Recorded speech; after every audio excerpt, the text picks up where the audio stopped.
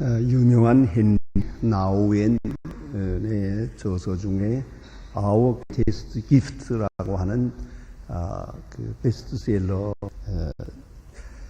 저서가 있습니다. 우리들의 가장 큰 선물, 그런 책인데요. 그 책 중에 공중고개사에 대한 얘기를 아주 재미있게 기술하고 있습니다. 여러분, 서커스를 보셨습니까? 서커스는 뭐니 해도 공중고개가 그 극치입니다. 대체로 보면 서커스 맨 마지막에 가서 공중고개를 보여줍니다. 공중에 매달려 있는 사다리가 있고, 그 사다리에 한 남자가 거꾸로 매달려 있습니다. 언제나 이 사람은 거꾸로입니다. 그리고 그 앞에 많은, 어떤 때는 아가씨도 있고 남자도 있고, 이 사다리에서 이 사다리로 이렇게 공중고개를 하면 날아다닙니다. 아주 날아다닙니다. 그것도 몇 바퀴 회전을 하면서, 그 몇 번 회전했느냐에 따라서 사람들이 그 극찬을 하게 됩니다. 이렇게 회전을 하면서 날아가서 이 사람, 거꾸로 매달려 있는 사람 가까이 갔을 때 손을 내밀어서 딱 정확한 시간에 붙듭니다. 그 1초의 분의 1이라도 착각이 나면 그냥 떨어지고 맙니다. 이렇게 그 사람을 믿고, 자기를 붙들어 줄 사람을 믿고 그 앞에 겁없이 하면서 날아가는 사람들을 봅니다. 어떤 때는 한 사람, 두 사람, 세 사람 교대로 날아가서 이 사람의 손을 붙듭니다. 참 희한하고 얼마나 많이 연설까, 그런 감탄을 하게 됩니다. 자, 공중을 날아가며 회전하는 이 사람, 끝에 가서 저 앞에서 자기를 붙들어 줄 사람이 있다 라고 하는 데 대한 믿음. 문제는 믿음입니다.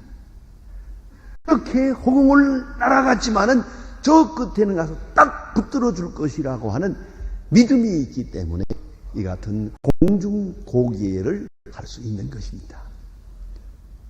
문제는 믿음입니다. 프란시스 후쿠야마라고 하는 하버드 대학 교수님이 쓴 트러스트라고 하는 책은 상당히 오랫동안 많은 사람에게 익혀지고 있습니다.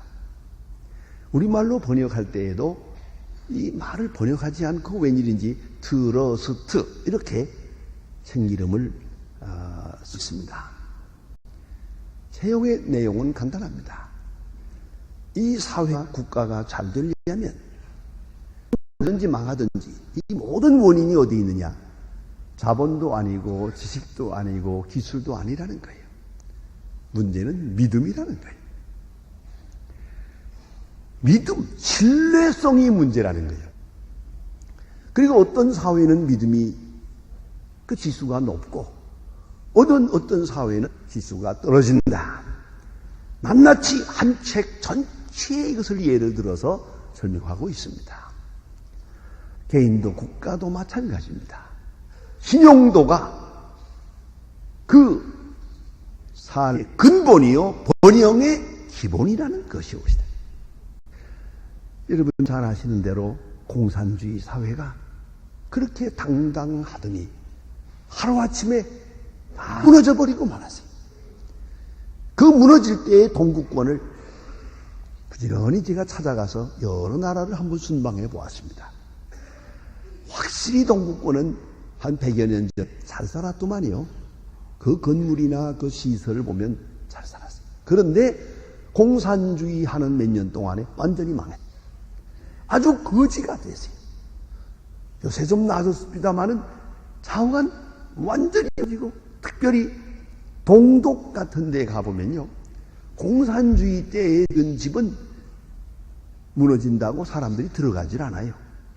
그 집 앞에다가 천막을 쳐놓고 살지 그 집에 안 들어가요. 꼭 문다는 거예요. 공산주의 가지고 만든 건 아무것도 쓸 수가 없어요. 왜요? 인간성이 망가졌어요. 사람이 망가지고 말았어요. 그럼 어떻게 해서 인간성이 파괴됐느냐 하면 간단해요. 딱 세 마디로 요약가 있어요. 첫째가 불신이요. 공산주의자는 남을 안 믿어요. 절대로 안 믿어요. 마누라도 안 믿고 남편도 안 믿고 자식도 안 믿고 윗사람 아랫사람 없이 절대 믿지 않아요. 그래서 무슨 명령을 하고는 뒤에 감시자를 두어요. 감시자를 또 못 믿어요. 뒤에 비밀경찰을 두어요. 이 짓 하느라고 아무 일도 되는 게 없어요. 그게 망가진 거예요. 더구나 러시아 같은 거 보면 기차를 타고 10시간, 20시간을 달려가면서 봐도요, 산이 없습니다. 큰 넓은 무한한 벌판에 자연자원이 넉넉합니다. 무궁무진합니다. 기술도 있죠, 지식도 있죠. 왜 못 살아요? 요새 러시아 우리 이쁜 아씨들이 여기 와서 돈 벌고 왔다 갔다 하는 때마다 난 측은하게 생각합니다. 그 넉넉한 나라에서 왜 이 모양이 됐느냐 이거예요. 공산주의가 너희들을 이 모양으로 만들었구나. 그런 생각을 합니다. 불신이 옷이다. 요하네스라고 하는 신교회의 신학대학 총장입니다. 제가 그를 한 번 초대했을 때 물어보았습니다. 왜 이렇게 불신사회가 됐습니까? 그분의 결론은 이렇습니다. 공산주의자는 하나님을 믿지 않습니다. 하나님을 믿지 않고 나니까 결론적으로 사람을 안 믿게 되더라는 거예요. 사람을 못 믿게 되더라는 거죠. 그렇지 않습니까? 하나님을 믿지 않는 사람을 어떻게 믿어요? 최소한도 양심을 믿어야 사람 믿고 진실을 믿지. 양심과 진실이 없는 사회, 하나님 없는 사회, 아무것도 믿을 수가 없어요. 그대로 인간성이 무너지고 말았어요. 그런가 하면 무책임합니다. 공산주의 속에 사는 사람들은 책임을 지지 않습니다. 무슨 일이든지. 그러면 또 하나는 게으릅니다. 개인 소유가 없으니 게으를 수밖에. 부지런해야 될 이유가 없습니다. 말할 수 없이 게을러 빠졌어요. 이게 수십 년 동안 체질이 돼가지고요. 저 사람들 일 시켜 먹을 수가 없어요. 도대체가 게을러 빠졌어요. 무책임하고. 이러니 나라고 사회고 무너질 수밖에요. 얼마나 중요한 얘기입니까? 믿음이에요. 믿음이 있어야 살고 믿음 없으면 죽는 거예요. 오늘 본문에 말씀하십니다. 오직 나의 신으로 가능하다. 힘으로도 아니고 능으로도 아니고 오직 나의 신으로만 될 것이다. 여기 힘이라는 말은 히브리 말로 하일이라고 하는 말입니다. 이건 군사력을 말합니다. 집단 이런 것을 가르칩니다. 그런가 하면 능이라는 말은 코아흐라고 하는 말입니다. 이건 육체의 힘, 완력 혹은 인간 의지, 삼손 같은 그런 힘, 이것을 말합니다. 그러나 이것으로 불가능하다. 오직 나의 힘으로 루아크 프니우마, 이게 무슨 말입니까? 이것은 하나님의 힘, 내적인 힘, 인격의 힘, 하나님이 주시는 힘, 하나님이 주시는 생명력, 이것으로만 모든 것은 가능하다. 이렇게 말씀하고 있습니다. 다시 우리가 2000년 전 예수님 당시로 돌아가 보십시다. 그 시에 로마 사람들이 이스라엘 나라를 점령하고 있었습니다. 문 앞에 만났으면 로마군을 보게 됩니다. 로마 군사들을 보게 됩니다. 영영 마음이 편안치 않아요. 그들은 힘을 구했습니다. 로마 군사력을 이길 수 있는 군사력, 이길 수 있는 힘을 주십시오. 생각하기를 메시아가 오면 이것이 해결될 거라고 생각한 겁니다. 힘, 군사력, 그것으로 불가능합니다. 또 그런가 하면 예수님 친히 오셔서 능력을 두나미스 능력을 나타냈습니다. 이적을 행했습니다. 많은 병자를 고쳤습니다. 문둥병을 깨끗이 하고 귀신을 내쫓고 바다를 묘하게 하고 5,000명을 먹이고 심지어는 죽은 지 나흘이나 된 나사를 살려냈습니다. 능력으로 말하면 이보다 더 큰 능력이 어디 있겠습니까? 많은 그들은 예수를 십자가에 못 박았고 예수님은 십자가에 돌아갔다. 힘으로도 못하고 능으로도 못하고 이제 오순절 성령이 감동하게 될 때 사람들이 변화됩니다. 제자들이 중생을 합니다. 새로운 역사가 나타나서 교회를 세우고 세상을 바꾸어 놓은 것이고, 여러분 이것을 알아야 합니다. 힘으로도 못하고 능으로도 못하고 온 성령으로 이루었다. 성령이란 무엇입니까? 성령의 역사는 믿음을 주는 겁니다. 이것은 우리 인간의 의지를 말하는 것이 아닙니다. 십자가의 은혜를 수용해서 얻는 것입니다. 하나님을 믿고 십자가의 은혜를 믿어서 내가 수용하게 될 때 능력의 사람이 되는 것입니다. 하나님의 자녀가 된 권세를 얻게 되는 것입니다. 믿음으로 말미암아 의롭다함을 얻게 됩니다. 성령 받은 사람에게 믿음이 주어집니다. 믿음. 요새 우리가 나라를 향해서도 걱정하는 게 뭡니까? 가만히 보면 점점 믿음이 없어요. 뭐 주었다 안 주었다, 갔다 안 됐다, 했다 안 했다. 도대체 어느 말을 믿어야 합니까? 지식이 어떻고 능력이 어떻고 말하지 말고 우리 그 사건 자체를 말하는 게 아니에요. 좀 진실해야겠어요. 참말을 해야겠어요. 아니, 우리는 믿을 수 있어야겠어요. 그런데 믿음이 분하면 기초가 무너지는 거예요. 이걸 잊지 말아요. 우리가 슬퍼하는 것은, 우리가 걱정하는 것은 믿음이 점점 없어지는 것이에요.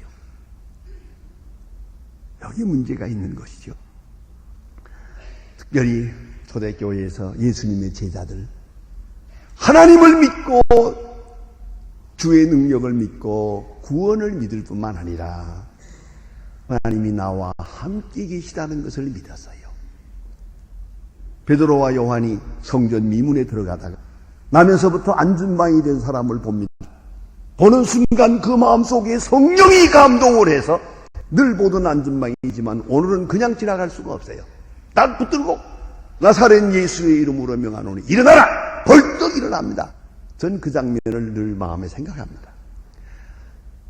안전뱅이도 놀랐고 구경꾼도 놀랐을 겁니다. 그러나 더 놀란 사람은 베드로일 겁니다. 베드로 자신이 깜짝 놀랐어요. 왜? 부활하신 그리스도가 나와 함께 가시고 나를 통해 역사하는 거죠. 그리스도께서 나를 통하여 위대한 역사를 이루신다는 걸 아는 순간, 그리스도에 의해서 쓰여진다는 걸 아는 순간 그 믿음과 함께 깜짝 놀라지요. 일이 이렇게 되고 나니까 사람이 달라집니다. 그러게 비겁하던 베드로가 용기의 사람이 될 뿐더러 핍박을 받으면서도 그가 말합니다. 하나님 앞에서 너의 말을 듣는 것이 옳으냐, 하나님 말씀을 듣는 것이 옳으냐, 너희가 판단하라. 공회에 들어가서 매를 맞고 나오면서도 그리스도로 인하여 고난당하는 것을 기뻐하며 나오니라. 그럴 거 아니겠어요? 충분히 그렇지 않겠어요? 나를 통해서 표적이 나타나는 것을 본 이 사람, 어련히 이러한 용기가 있을 수밖에요. 성령 충만하며 그리하여 하나님의 세계를 알 뿐만 아니라 십자가의 은혜를 믿을 뿐만 아니라 나 자신이 그 은혜 안에 소중한 존재라는 것을 믿게 된다. 자, 또 한 가지는 adoptionism이라고 합니다. 양자됨, 하나님의 자녀됨을 확정해 줍니다. 너는 하나님의 아들이다. 너는 하나님의 딸이다라고 가르쳐 줍니다.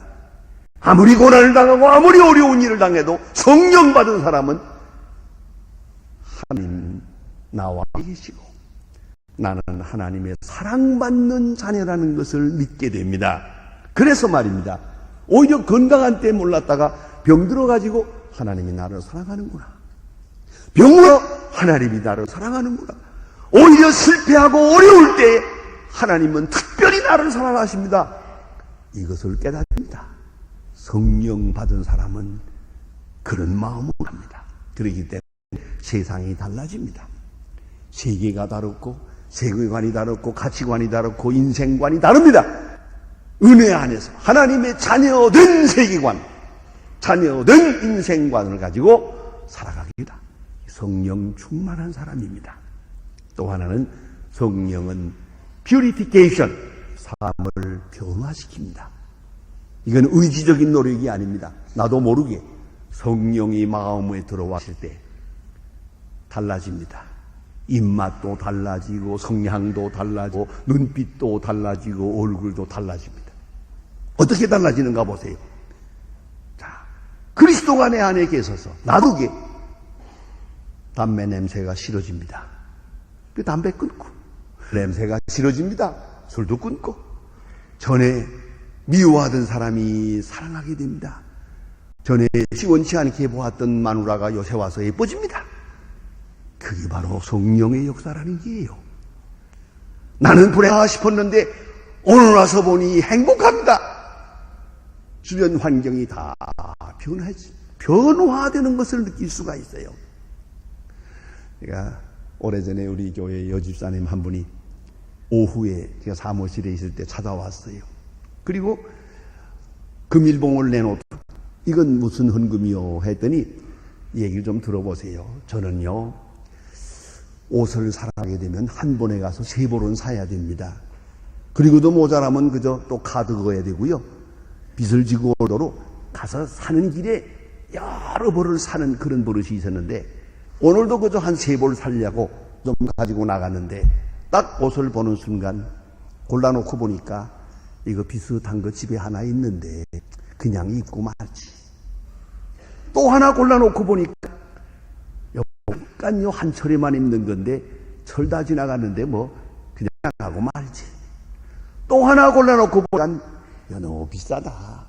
어려운 사람들도 많은데 이거 뭐 그만두지. 이렇게 여러 집 운전하다가 그냥 돈 가지고 왔대요. 이 돈을 그냥 가지고 갈까 하다가 필요한 사람에게 주는 게 좋겠다고 생각해서 나한테 가졌다 그래요.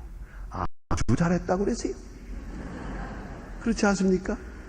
그것만이 아니에요. 전에는요, 인도에 지나가다가 다이아 목걸이가 딱 걸려있으면, 마음에 드는 게 있으면요, 그 앞에 가서 딱 서면 팡 떨어진대요. 1시간 동안 감상을 하고 집에 돌아가서 남편을 들볶고 줄 틀어가지고 저걸 꼭 사고야만 한다는 거예요. 그래야만 속이 풀리는 사람인데 성령을 받고 보니까 저 돌덩어리가 무슨 소용이 있나. 저게 무슨 의미가 있냐 도대체가. 시시하고 너절하고 아무것도 아니더라. 이건 누가 이렇게 사람을 바꾸어 놓을 수가 있어요. 그래서 원수를 사랑하게 되는 게예요. 그래서 하나님의 사람으로 쓰여지게 되는 것이다. 이걸 알아야 합니다. 그뿐 아니라 신앙적 용기를 얻게 됩니다. 원수를 사랑하게 되고 놀라운 역사에 쓰여지는 그런 사람으로 변화됩니다. 프란스 조셉 하이든이라고 하는 유명한 작곡가가 있습니다. 저는 이 하이든을 비교적 좋아하는데요. 그의 아름다운 곡을 들으면서 어디서 이렇게 귀한 영감을 얻어서 작곡을 했습니까? 하고 물었다. 그는 늘 이렇게 대답했다고 곡에 나와 있습니다. 나는 기도할 때마다 이렇게 고백합니다. 하나님은 제 삶의 주인이십니다. 하나님이 영으로 지혜를 주셔서 저는 아름다운 곡을 작곡할 수 있었습니다. 제가 한 것은 하나님의 영광을 위해서입니다. 제가 작곡한 음악을 하나님 드립니다. 저는 이렇게 기도하면서 작곡한다. 비엔나에서 그가 전지찬조를 연주했을 때, 그 연주될 때 끝난 다음에 많은 사람들이 중이 일어서서 기립박수를 합니다. 지휘하신 분이 그 박수를 받다가 너무 송구해서 이건 제가 받을 박수 아닙니다. 마침 하이든이 몸이 아파서 저 뒷구석에 와서 있었어요. 저기 계신 하이든 선생님이 작곡을 한 것입니다. 그리고 그쪽을 향해서 모든 사람이 막 박수를 치는데 하이든은 간신히 일어서서 하는 말이 이것은 제가 한 게 아닙니다. 하나님이 제게 주신 겁니다. 오직 하나님께 영광을 돌리십시다. 두 손을 하늘을 향해 들고 하나님께 영광을 라고 했다고 합니다. 그의 곡은 곡마다 맨 끝에 하나님께 영광을 하고 맺었습니다.